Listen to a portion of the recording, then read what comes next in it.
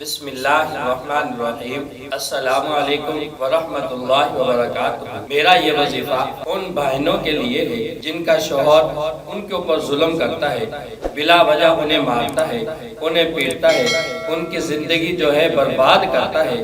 تو میری بہنوں، میں جو آپ کے لیے یہ وظیفہ لایا ہوں، آپ جب یقین کے ساتھ کریں گے تو اللہ تعالیٰ آپ کے شوہر کے دل کے اندر ضرور محبت پیدا فرمائیں گے۔ اور پھر دوسری بات یاد رکھیں، یہ سورہ احزاب کا جو ہے وظیفہ ہے۔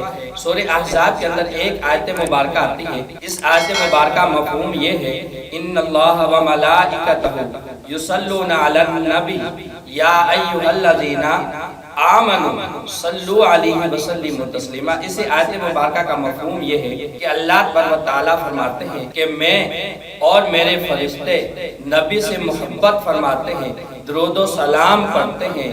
اے ایمان والو، تم بھی اپنے نبی سے محبت فرماؤ، محبت کرو، اور تم بھی ان پر درود و سلام پڑھو۔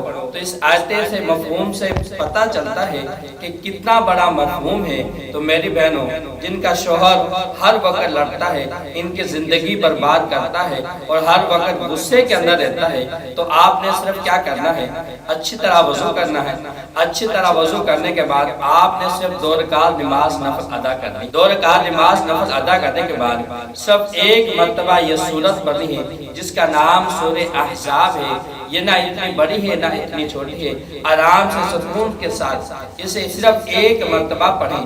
پڑھنے کے بعد پھر خدا سے دعا مانگیں اور پھر دیکھیں کہ اللہ تعالیٰ اس سورت کی برکت سے اور آپ نے جو نفل پڑھے اس کی برکت سے اللہ تعالیٰ آپ کی زندگی کتنی سکون کے اندر لاتے ہیں، اور اللہ تعالیٰ آپ کے شوہر کے دل کے اندر کتنی محبت فرماتے ہیں۔